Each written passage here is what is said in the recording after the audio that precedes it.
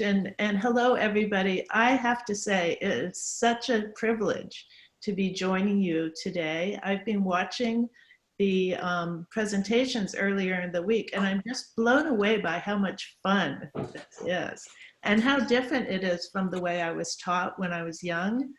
I'm a lot older than a lot of you, and it was a lot of repetition and rote learning and regurgitating what you learned back to the teacher. And this is way more fun. I love it. And now I've been a writer for my whole life. First, always and foremost, a writer. And I didn't know until my 40s that I was also a scientist and an artist.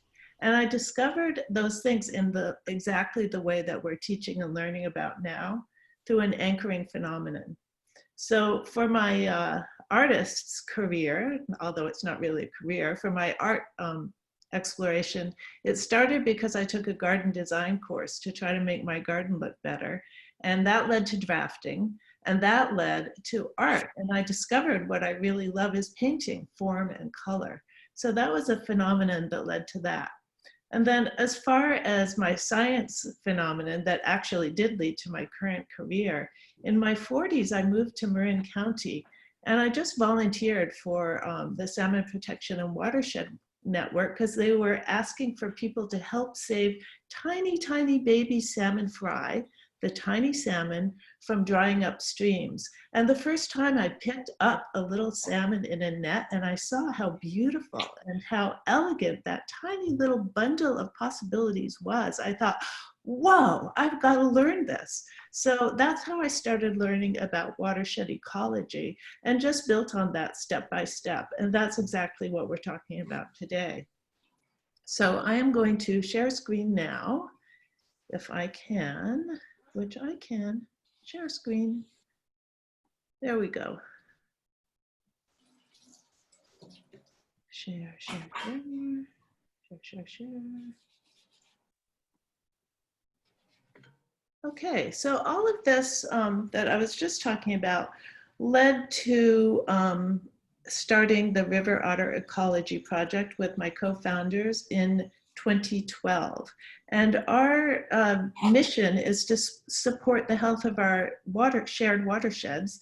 And I'm going to talk a little bit about how we do that today. But first of all, once upon a time in the San Francisco Bay Area, there were river otters all over the place.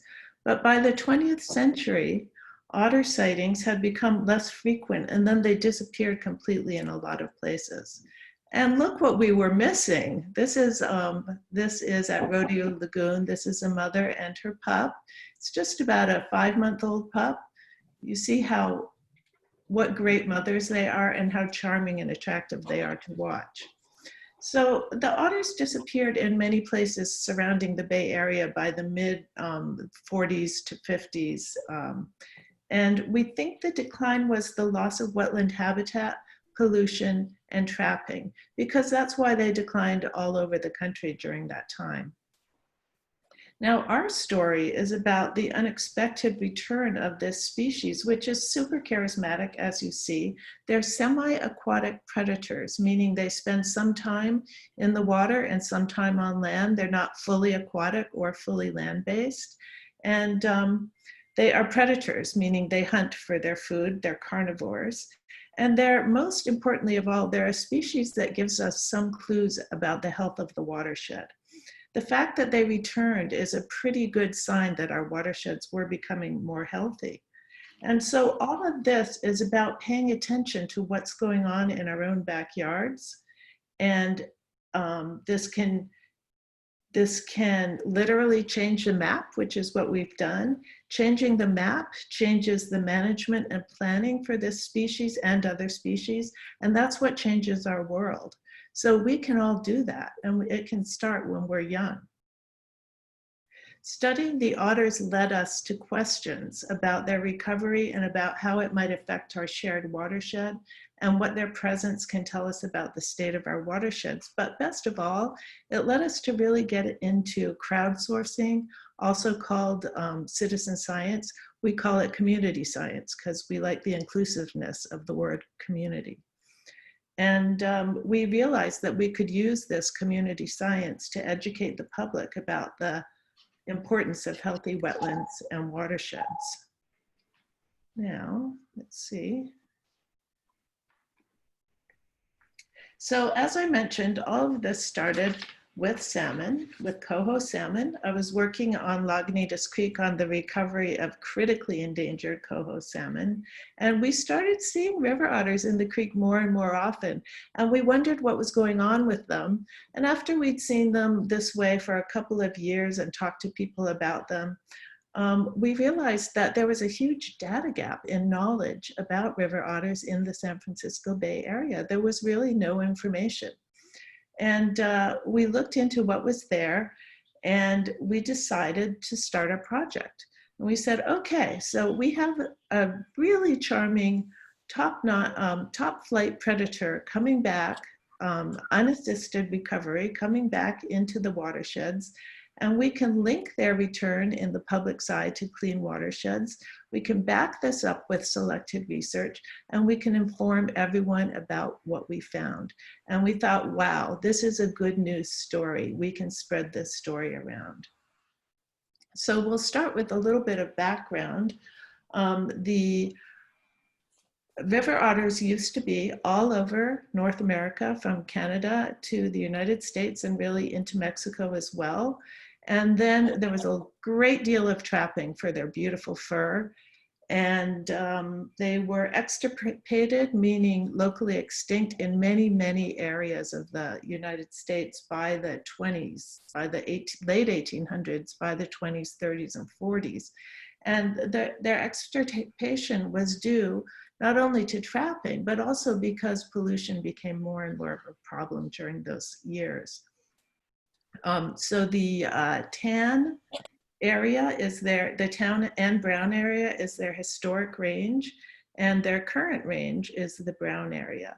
Now, they were gone a lot from the Midwest, but they started to come back after the Clean Water Act passed. And the Clean Water Act is the primary federal law governing pollution in United States waters. And its objective is to restore and maintain the environmental integrity of American waters. And the Clean Water Act provides assistance to states to do that. And it funds the improvement of wastewater treatment, and importantly, tries to maintain the integrity of wetlands. And this is one of the many acts that's under huge assault right now from the current administration. But this new law and others paved the way for pollution control and watershed restoration. Habitats for river otters became more livable, and in many states, reintroduction of otters began.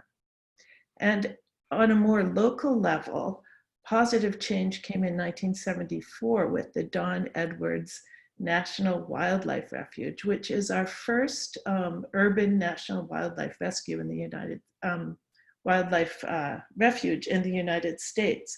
And the Don Edwards is dedicated to preserving and enhancing wildlife habitat, protecting migratory birds, protecting threatened and endangered species, and providing opportunities for wildlife-oriented recreation and nature study for the surrounding communities. Now, all of these were not necessarily geared to river otters. In fact, the Don Edwards is geared to migratory birds and threatened and endangered species, which river otters were never considered in the San Francisco Bay Area. But it's really important to note that these habitat improvements that are geared toward endangered species are also really useful for species like river otters. So that's where our story takes a leap, because nobody was really paying attention to river otters before we started our project. And this is the 1995 range map for North American river otters, which was the most recent range map available when we started our project. And I know you saw this a few days ago. This pink area was considered river otter range by the California Department of Fish and Game, then now Department of Fish and Wildlife. And as you see, around San Francisco Bay, there's considered very little river otter range. So we knew that there were river otters in Marin because we had seen them, and we talked to biologists and kayakers who had seen them. And we figured that since they were in Marin, they were probably in other places and nobody really knew about it. So we started in 2012 with 2 projects to gather information. One is Otter Spotter, that's I'm going to talk about today. And the other is a focal research area in Marin where we study other issues surrounding otters. And I can talk about them a little more later or another time. The Otter Spotter project was modeled on a long-term study at Humboldt State University, which is up here. And Jeff Black there has run that project for about 20 years now. And he really deals with only North Coast otters. So we thought, well, we'll do a regional project down here around the Central Coast and based in the San Francisco Bay Area. So we began, this is our web portal. We began with a web portal, and we started asking people to input otter sightings. And what we do is you go to our website, you click on the button to submit your sightings, and it takes you to a drop-down form, which I'll show you in a second. But the most important part we felt about our website was that we wanted to get people to understand more about otters and more about wetlands. It's really for public information and public outreach about river otters. And if you go to our website, you'll see that we have lots of resources for teachers and for the general public. We have segments on how to spot an otter, what they look like, what they don't look like, what you might mistake them for, like beavers or muskrats or other similar animals that might look a little bit similar in the water. We have a blog, we have our research papers are all on there. So there's all kinds of information about otters on our website. If you do see an otter, and we really encourage you and your students to do this, if you see an otter or if you just want to check out our Otter Spotter sightings, you can do that on our website. But if you're lucky enough to see an otter, then you go to the website, you click on the otter sightings form, and it takes you to our form. You can tag the place where you saw the otter, really important because we need to know where the otters are. And what you do is you drill in on the map. When you get onto that website, you have to drill down on the map and get as close as you can to the spot, and then we can know exactly where the otter is. We ask a few questions: identifying information, date and time, how many otters you saw. Most important for us is to get photos if you're able to. They don't have to be good photos, they can be terrible photos, but just something that helps us to know whether it was an otter or a muskrat or a harbor seal or something else. We also ask you to put in notes if you want to. And the notes are really fun for us because they give us an idea of how excited people are to see an otter. And if they're not excited, they give us an idea of why people might not want otters around. And because they're an recovering species, meaning that the species was at a low level and their abundance is increasing, because that's happening, we really want to track public perception of the otters. Are they annoyed because the otters are taking their fish? Some fishermen don't like them. Some birders don't like them because they actually do eat a lot of water birds, including pelicans. And that really upsets some people. Not too many, most people like it. Some people are concerned because they're worried that they'll take their koi out of their koi ponds, which of course they will, or ducklings. So there are all kinds of reasons for including the notes on here. But one of the most fun is that if you are an otter spotter and go onto our website and take a look at our map, if you click on the little yellow dots, which look like that on the map, you can get those notes and you can see more information about those sightings. So that's a brief review of our Otter Spotter map. We're very careful about the sightings that we put on their map. If it's a place that we think is a little fragile, or we think the otters are there, need not to be bothered, then we don't put the sighting onto the map, but we do keep it in our database. After we set up our web portal, we did a ton of outreach. We started telling everyone that we could find about our project and requesting them to input their sightings. So the groups that are listed here, any groups that are around waterways, we asked to put in their sightings, birding groups especially, because they're out all the time and they really notice otters. We put up signs at bait shops. We did natural history lectures, which we have one coming up on Tuesday that Eileen is going to put a note in the chat about. We go to high schools and colleges and do presentations and field trips. We attend environmental events, and of course we're on listservs and social media. We have a really active Facebook page, an up-and-coming Instagram page. We're on YouTube, and we have a Twitter account, which is nascent and I don't think is going to stay with us because there's really only 2 of us who work full-time on this and we can't do everything. We're on TV and radio as much as we can, and of course print. So those are our outreach, and we continue to do that, and we'll continue to do that as much as we can. All right, so once we got our web portal set up, got our map set up, got our form set up, we started getting sightings in. And our sightings came in about 600 a year to begin with. I mean, 300 a year to begin with. And we're up to about 600 sightings per year at this point. It might be interesting to know that during April of this year, when we were all sequestered and shelter in place, we got 100% more sightings come in this April than we did April of the previous year. So that tells me that was really a surprise to us, and it was wonderful because people are out there, they're seeing otters, they're excited about them, and they're reporting them. So that's great. We've had a bit more than 3,600 sightings so far, and they come from all over the country really, and also overseas. But for the most part, they're in California because that's where we have really concentrated our outreach.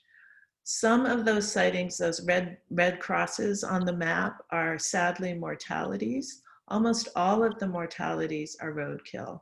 Otters are small. They run across the street at night. They're not easily seen, and they get hit by cars at quite a rate. So how do we use this information? I'm going to talk a lot about it in a bit, but the agencies that we deal with for the information most often are the California Roadkill Observation System, which is a group out of UC Davis who do a great job collecting car strike information. And that helps to inform policy management and financial investment, most importantly, in reducing roadkill. So they use their data to study how and why roadkill of all wildlife species occurs and what we can do to reduce it. They're a wonderful outfit, and it's a pretty depressing job because they collect photos of animals hit by cars, but they're really, really important. So we share data with them. We also share data with the Department of Fish and Wildlife, not only for the reasons I'm going to give later, but also because they partner with us in collecting otter carcasses from the road to see what, to do necropsies, which is animal autopsies, to figure out what we can find out from these river otter carcasses. And one of the sad things that we've discovered is that, like all wildlife, river otters often carry a low level of anticoagulant rodenticides, rat poisons, in their bodies. And they get those rat poisons by ingesting other animals that have been poisoned by rodenticides, rats, or other wildlife, and that's how it happens. Or else it's in the fish, or else it's in the water. So that brings up more questions for us. Where is the anti-rodenticide going? We know it's widespread in California. We need to know a lot more about it.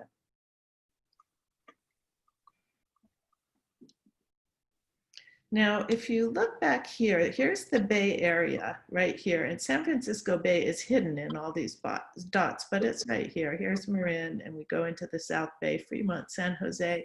And you see that these yellow dots make way for a bunch of blue dots. And here's the South Bay, and here are those blue dots.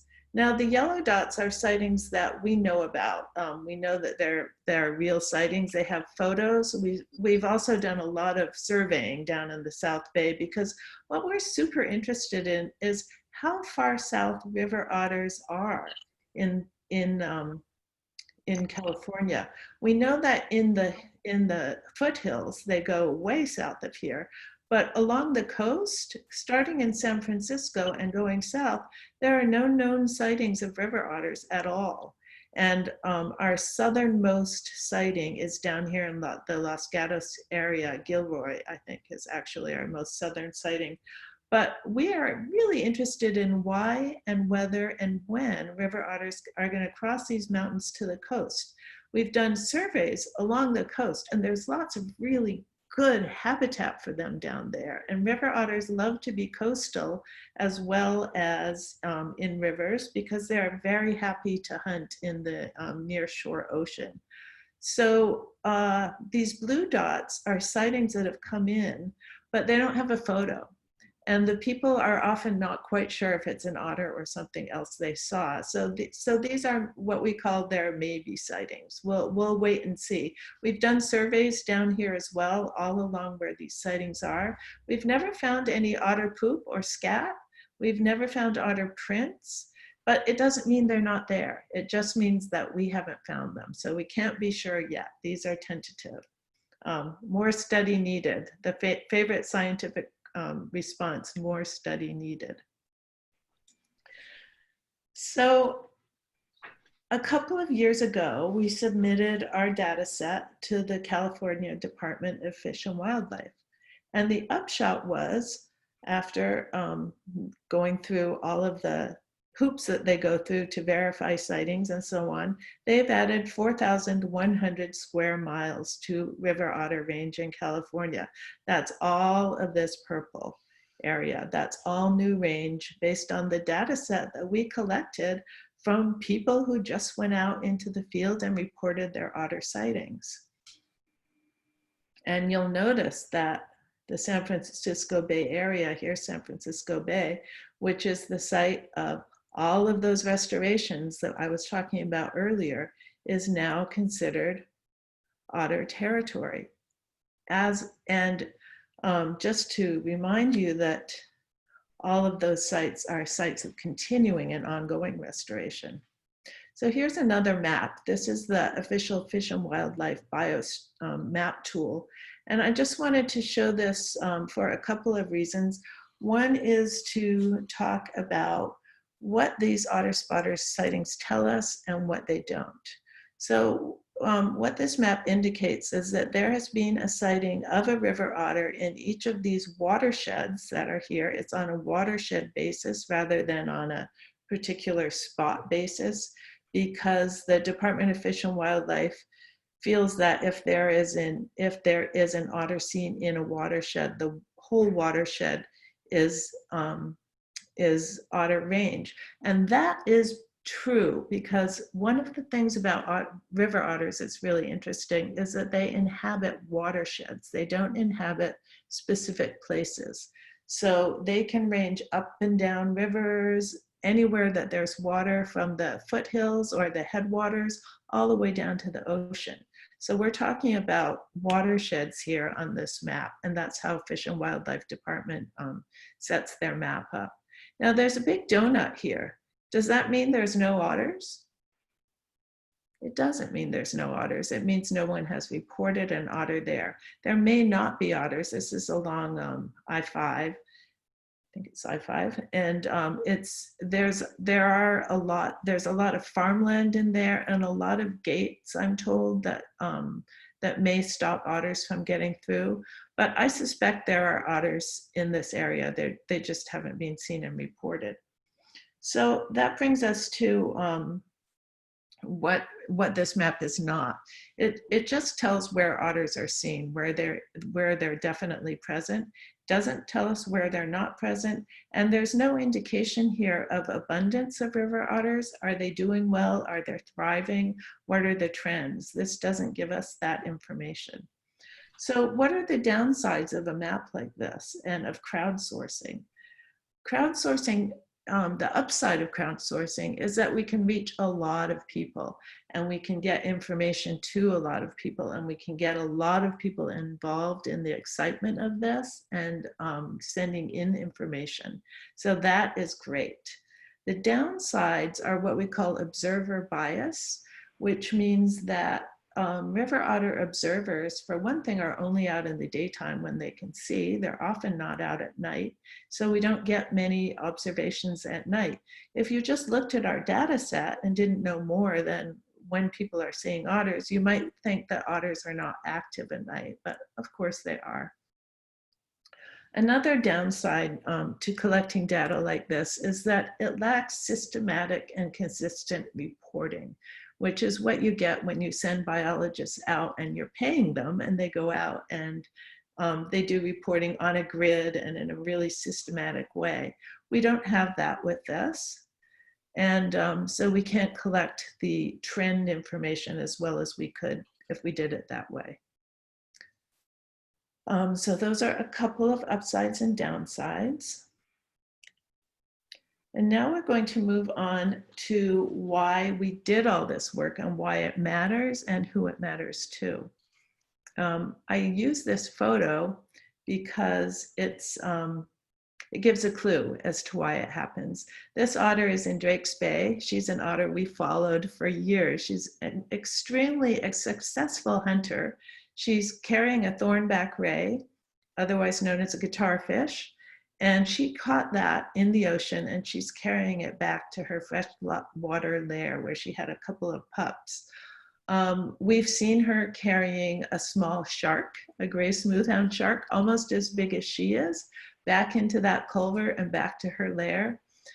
We have a motion activated camera down at that culvert, and we have video not of her with the shark, but of her tail flapping around as she fought the shark in that culvert. And then the next video we have is her pulling only half the shark back out of the culvert because she'd eaten the other half.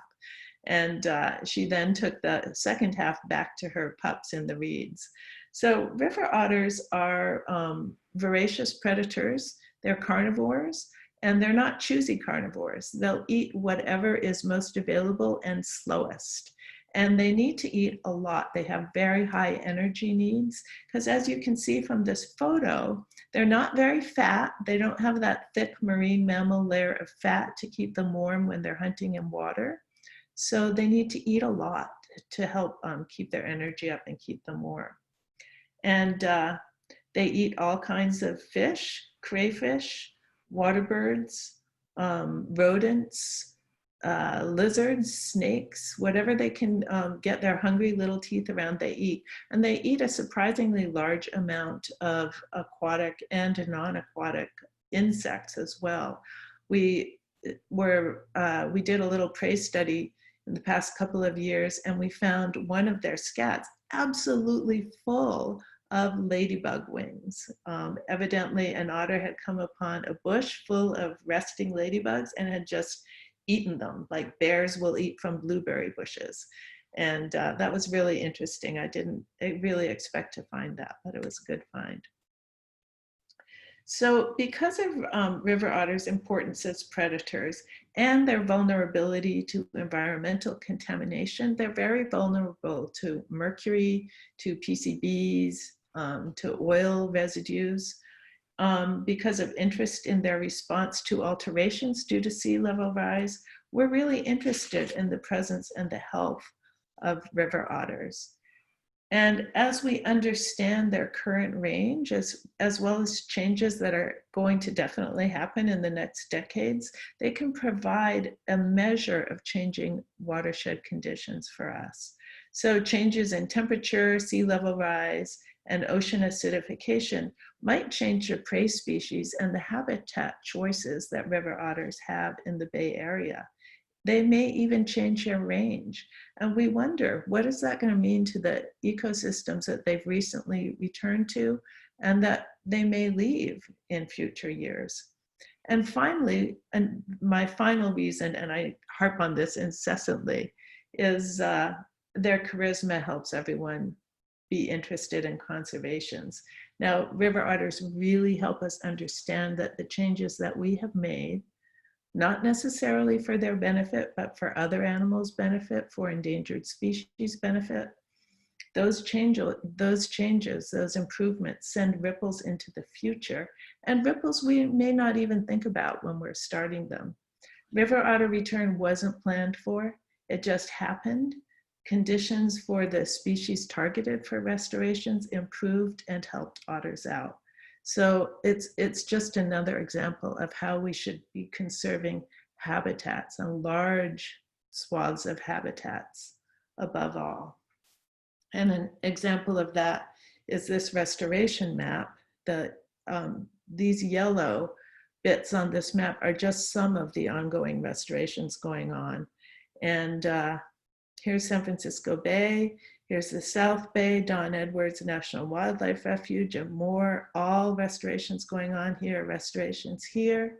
The restorations I've been most involved with are in the Point Reyes area and down here at Redwood Creek and Muir Beach. Those are often restorations geared toward coho salmon. So that leads us to questions about how river otters interact with salmon and what the deal is there. And I'll talk a little bit more about that later if we have time. I'm not sure how I'm doing for time at this moment. But to continue the restoration example, we do need to understand the food web. I mentioned that river otters eat coho salmon. They certainly do. As salmon come upstream to spawn, the river otters are there, and they have a millennia long interactions with salmon. And so they know that in the winter in Lagunitas Creek, salmon are going to come upstream, many fewer than used to, but they are going to be there, and the river otters are delighted to take advantage of that. But is that the whole story? That brings up a really good question. What's the rest of that story? There's a food web going on in the ecosystem, and salmon are part of it, and otters are part of it, and fish like this tidewater goby and other endangered species are part of it. This European green crab is now part of it, an invasive pest species. Signal crayfish and red swamp crayfish, other invasive pest species, are part of this ecosystem. So where do river otters sit in there? We know that they'll eat adult salmon, but they also hunt in eelgrass beds. Eelgrass beds are the nurseries for many, many species. And it's been shown, there have been studies showing that when river otters hunt in those eelgrass beds, they frighten away larger fish, such as steelhead, who will prey on the other small fish. So there's a good question as to whether river otters are actually helpful to allowing young salmon to grow large enough to go out to sea and grow. There's an interesting relationship with green crabs and other pests and the crayfish pest species. River otters, given the choice, will snack on those all day long. They're slow, they're easy to catch, and river otters love them. So the one question that we have is whether having river otters in our streams can exert pressure down the line on the signal crayfish and red swamp crayfish. And it's well known that both of those crayfish species love to snack on salmon fry. So yes, there are lots of really complicated things going on in our creeks, which we don't understand very well. What we're doing at River Otter Ecology Project is a lot of baseline studies that haven't happened before in this area. So we worked with our students on our hands-on high school project, and we did a study on seasonal diets of river otters. And there's information on that and our paper on our website if you're interested. So another important reason to know where river otters are is for oil and other toxic spill planning and preparation and response. And a perfect example of this is, some of you may remember about 10, 15 years ago, the Costco Busan oil spill happened, where a tanker hit one of the pylons of the Golden Gate Bridge and spilled a lot of oil into the bay.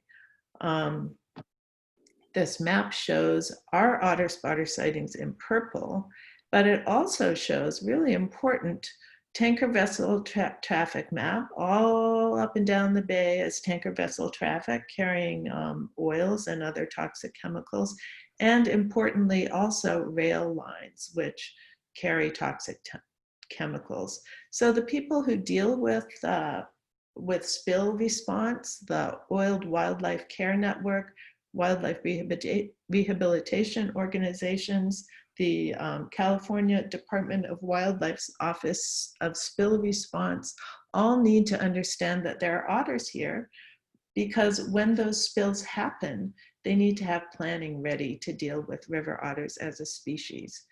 And they need to be able to understand whether those spills have affected populations of wildlife. So just one more reason to understand where river otters are. And another one, I'm just putting this in mostly because it's fun, and it looks like this road would just be no problem for otters to cross, a quiet country road. And sometimes it is a quiet country road, but it also is the road that goes by Muir Woods. So in the summer and on weekends, it can be absolutely packed. Less so now because the National Park Service has made some changes in how traffic goes down there and how parking happens in that area. But when we started this project, and this was, I think, in about 2013, we knew there was a mother otter there with a baby, and she was crossing that road all the time to collect food for her young. And then once her young were old enough to go out with her, she would take them across that road. So we had this sign put up with the National Park Service and our organization to help people understand there were otters there and look out for them. I don't know if it was because of the sign or not, but there were the otters made it through their first year, thank goodness. And the signs only got stolen twice because, yeah, they're really cute signs. Now, I'm sorry this slide isn't as pretty as it should be. I tried very hard last night to turn it into a fun graphic on the computer, but I should have just drawn it. My computer fun graphic skills are not that good. But the important part of this is whether we have unanswered questions.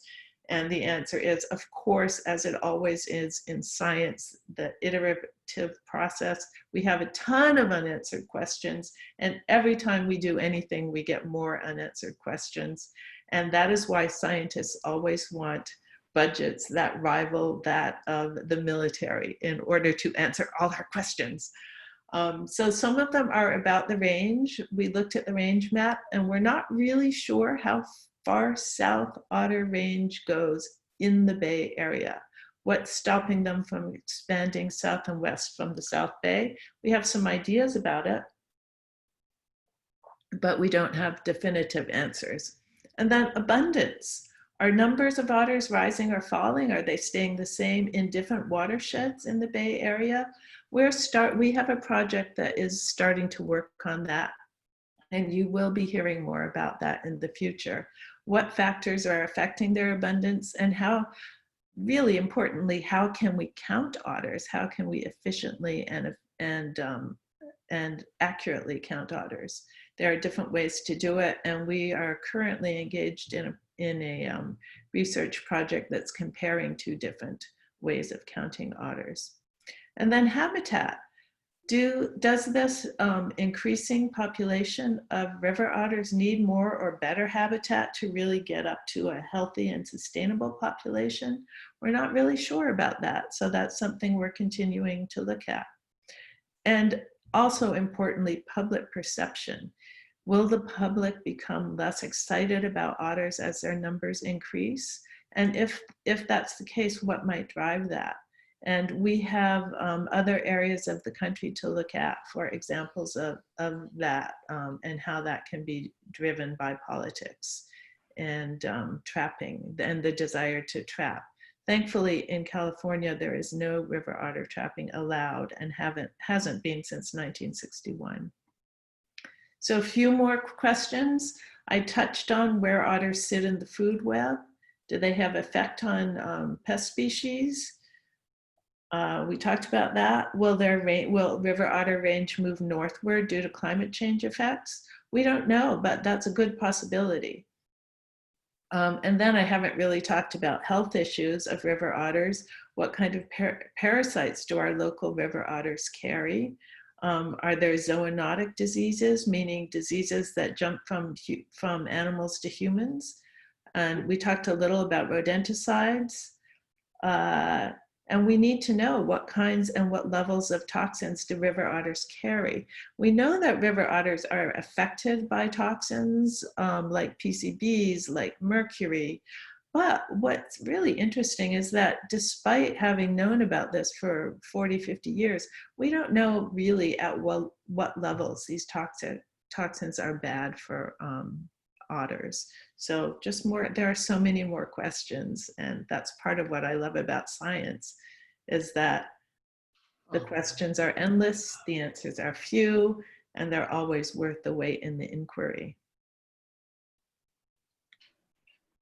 Oop, we're not there yet. So we're really happy that the Otter Spotter program has provided us with these results. And we encourage you, teachers, to engage with the Otter Spotter program in any way that works for you. We are going to be working this fall on supporting teachers in more ways than we ever have before. And that's exciting to us. We can't wait to do that. And we can't wait to work with you in doing that.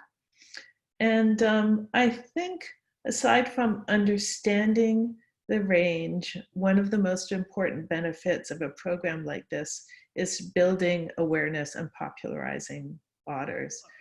The students that we do work with now, their surprise and their delight that this animal is here really helps them to dig into wanting to know more. I mean, just showing this picture of all these beautiful cranes with river otters running through the field brings up so many questions. How do they get along? Are the otters a danger to the cranes? What do the cranes think about these otters? What's the habitat like? So many questions. We have a high school program that we call Hands-On High School that is mostly an outdoor program, and it helps students really concentrate on river otters as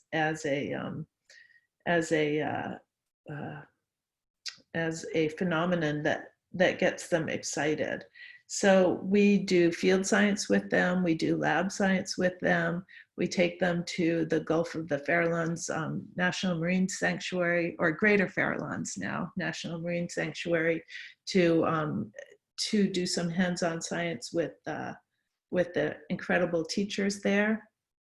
And we end that project with a panel discussion with the students, with local community leaders, with politicians, and scientists, and we get the students to really ask the hard questions to this panel of teachers. And the results of that has been fantastic, because it really brings out the idealism and the good side of these community teachers, scientists, and politicians. helps the students understand that they have a voice and they can use their voices and people want to hear their voices. And finally, it demystifies science and it lets everyone understand that science isn't a bunch of eggheads sitting around looking at graphs. Science is going out in the field and exploring and finding things out, and it's really, really fun. So those are the kinds of things we have done thus far, and we hope to do a lot more of those. And I'm going to finish up my discussion today with a few really fun videos that are going to give you an idea, not just of river otters, but of how they interact with their ecosystem and with their watershed, and what other animals are involved there. And that's some of the most fun for us of having all these wildlife cameras and videos out, is seeing what happens with wildlife when people aren't around. So this one is a bobcat. Here comes the otter.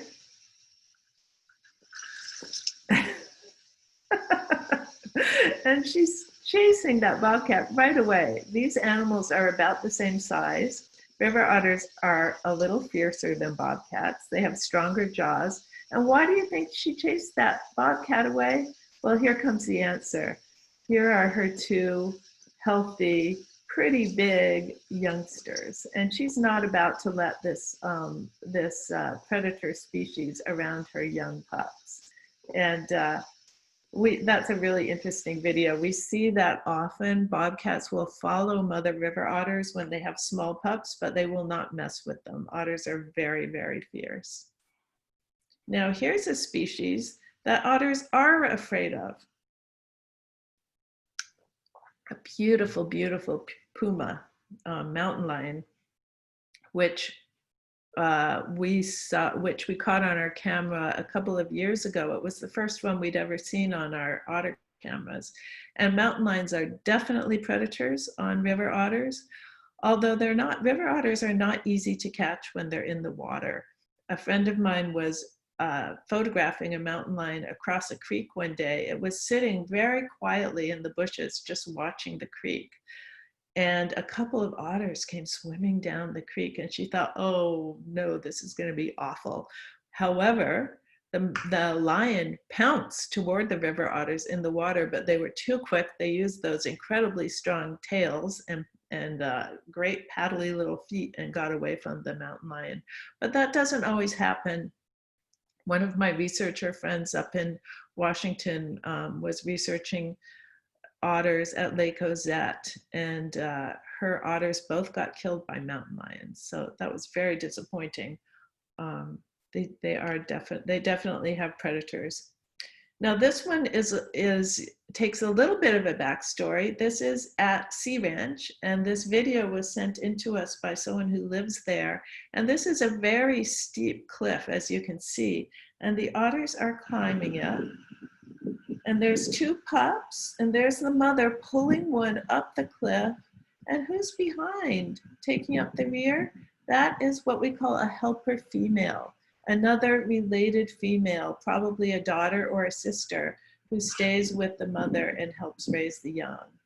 And I just love this video because it shows how agile river otters are, and they can climb extremely well. They're really nimble on land as well as in the water. They're pretty fantastic animals. This one, here's the otter on the right. You'll hear a loud hiss, and here comes a poor little mangy fox. Noise. Sorry about that noise. So river otters are not really very afraid of very many animals, including foxes. What happened there was the otter got startled by the fox arriving and ran off, but then suddenly realized it was a fox and chased it right away. And that's pretty typical of otters. They're not very aggressive, but if they're surprised, of course, like any animal, they will go for it. Now this is a fascinating video to me. There's a young harbor seal. Turn this sound down a little bit. There's a young harbor seal swimming around. Here's an otter on the rocks. He had caught a gull and he was kind of eating it, but kind of paying attention to this young harbor seal who seems quite curious.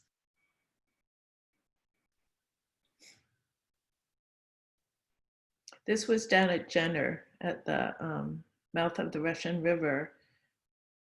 And there are otters who hang out in the river and also in the estuary there.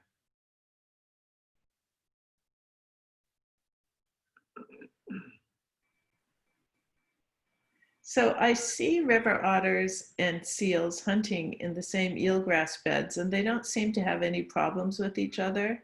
And there's so much curiosity that I see all the time from our trail cameras between different wildlife species.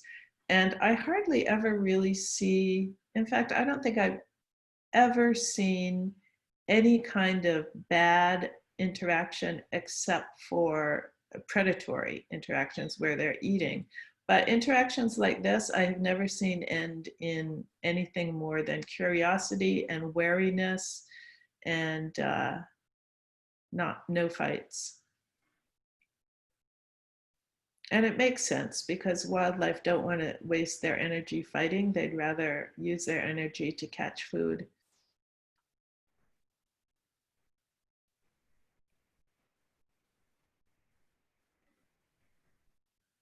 And here goes the seal. And evidently this interaction went on for about 15 minutes until the river otter got a little bored and went off upstream, leaving the gull behind, maybe to come back for it later. I don't know what happened after that. Another interaction, this is one that I see often at Abbott's Lagoon, which is my study site. There are lots of coyotes there. There are lots of otters there. They're neighbors.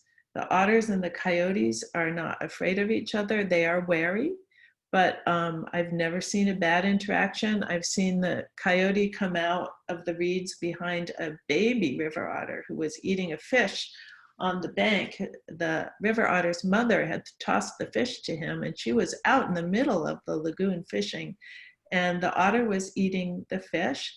Coyote came out of the reeds, and the baby otter got into the water, but it stayed within 10 feet of that coyote, and it followed the coyote all the way along the bank as far as it could. It was very curious and not very frightened.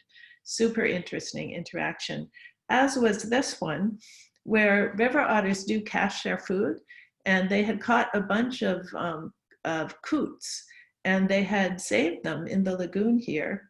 And the coyote had evidently, being a wily coyote, been watching the interaction, and he went down and started pulling the coots out, taking them about 30 yards away and eating them. And then he would come back and get another one. And the otters are not very pleased about this at all. And I just think this series of pictures is stunning. Wow. And in the end, this otter, probably the matriarch, got tired of the coyote stealing her food and chased him off.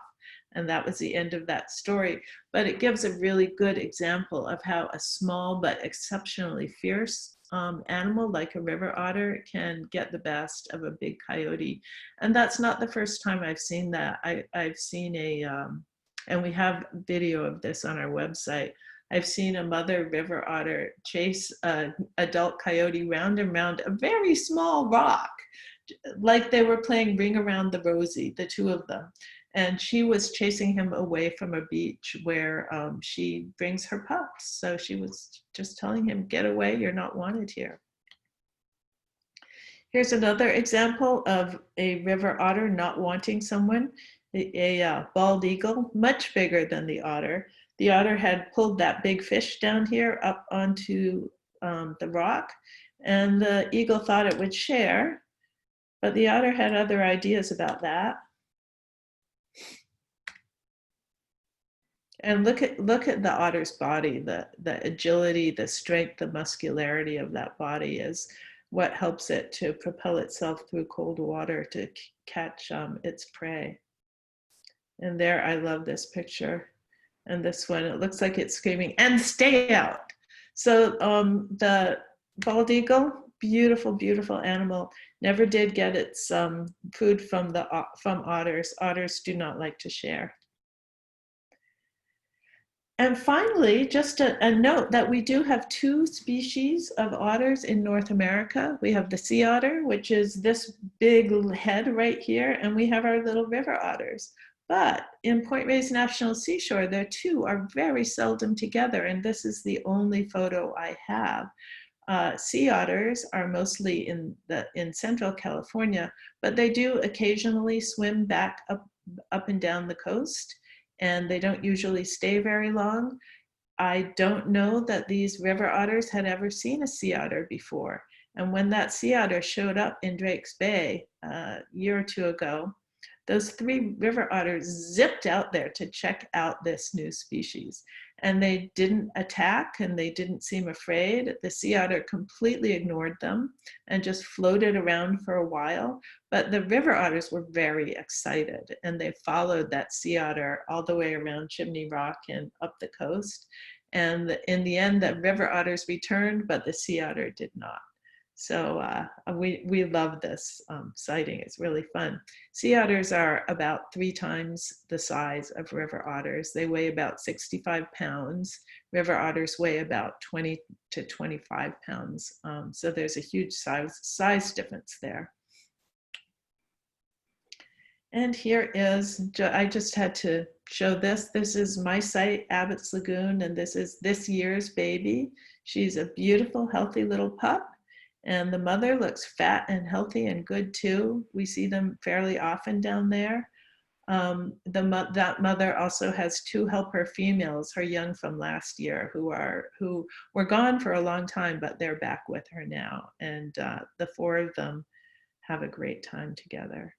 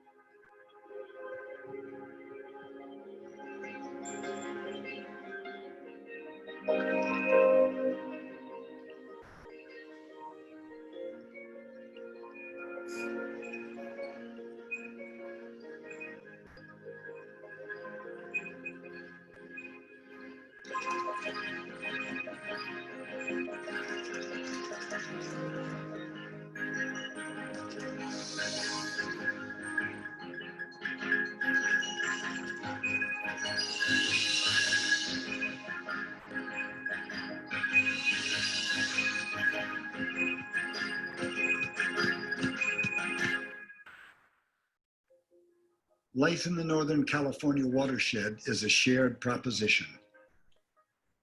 The system is complex and easily unbalanced. Once believed to be extinct, the return of the charismatic river otter, ambassador of our watershed, is a beacon of hope to encourage continuing wetland restoration and conservation. Balancing this fragility is the responsibility of us all.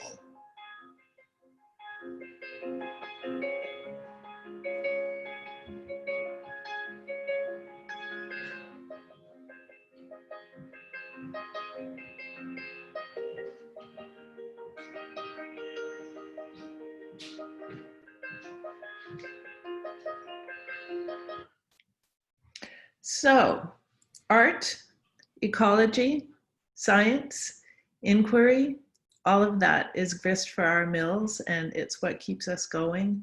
It's what makes river otter ecology work, and particularly the community of people and animals that we live among.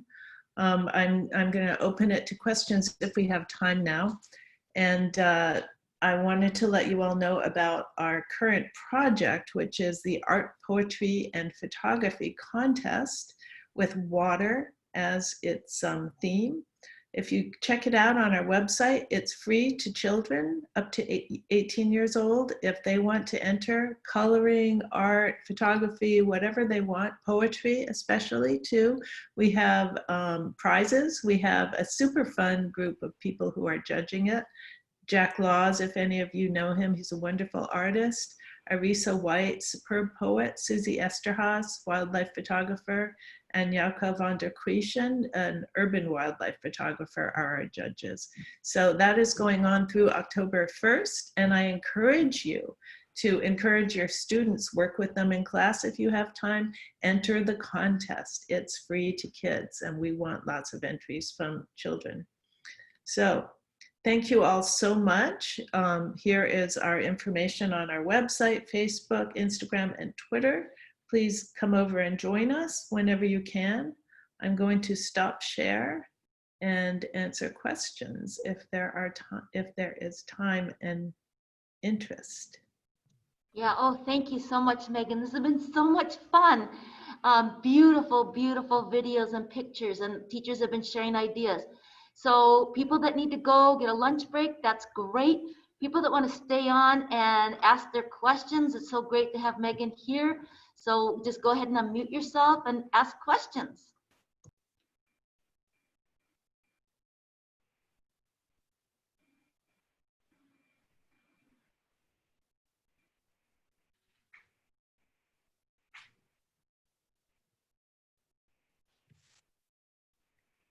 Megan, would it be possible to contact you and find out? I'm at Laguna Elementary. We're way out on Chilena Valley Road. So we've got the lagoon and San Antonio Creek.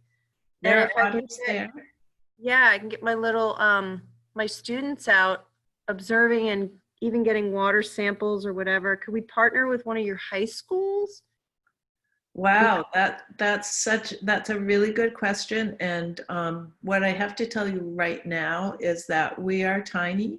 We have no staff delegated to that. And what we normally do is help any school we can as we are able to. So absolutely email me, Megan, Okay. MEGAN,